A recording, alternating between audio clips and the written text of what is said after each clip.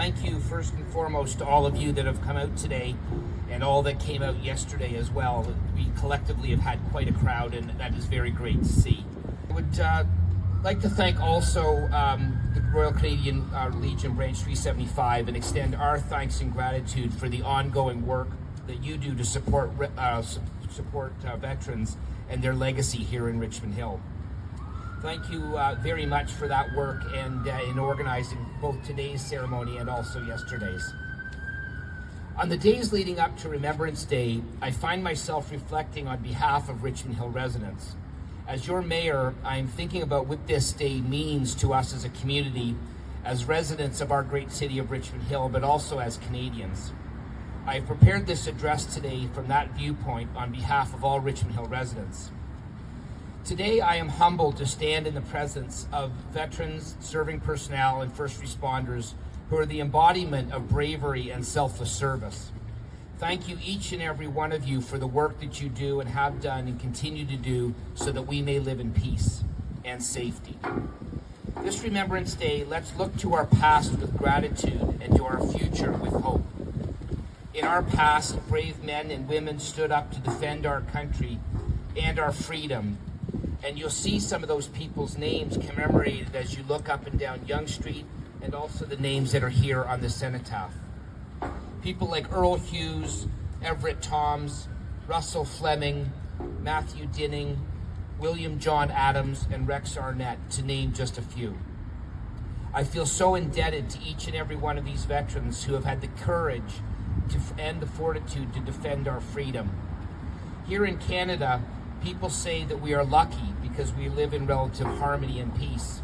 But I would challenge that we're not so lucky, as we are reaping the benefit of the service and sacrifices of veterans that have come before us. Our serving personnel and our first responders who continue to work tirelessly to maintain peace and safety in our nation.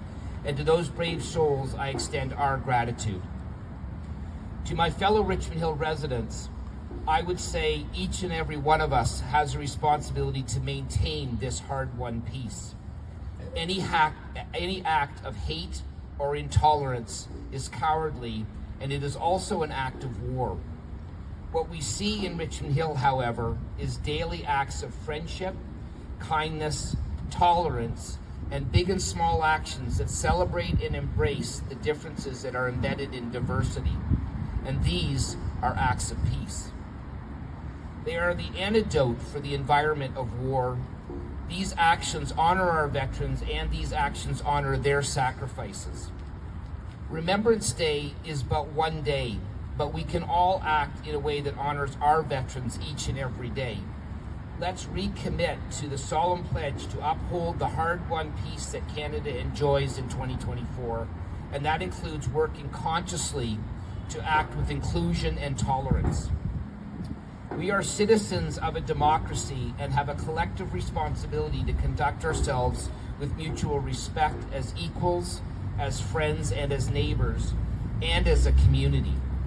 To achieve our full potential, it is foundational that we embrace peace. As I look to our future with hope, I am encouraged by many kind actions that are happening here in our city across all ages and backgrounds, businesses, community groups, youth groups, and cultural groups who are all working collectively with inclusivity at the forefront of their plans. And although the time when Canadians were directly involved in a world war feels further and further in our past, we can see and feel the repercussions of the ongoing war and global unrest that exists today. In particular, the wars happening right now in the Middle East and the Ukraine are weighing heavily on us all. Today and every day, I continue to pray for global peace. On Remembrance Day, we pause to reflect, to remember.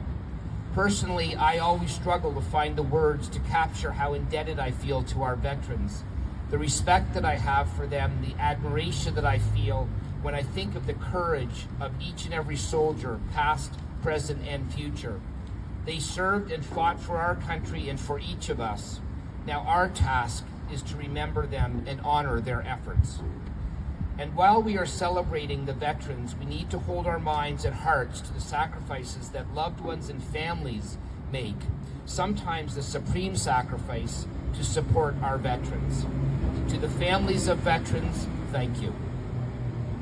On Remembrance Day, we reaffirm a promise to learn from our past and not ever repeat the horrors of a world war, and to remember and honor our veterans and peacekeepers by keeping their memories alive through the stories and ceremony so that future generations can appreciate the delicate balance of peace and the cost of conflict. Let's always remember the lives we are privileged to lead today, and these lives are made possible through sacrifice. Please join me today in sharing our gratitude, lest we forget.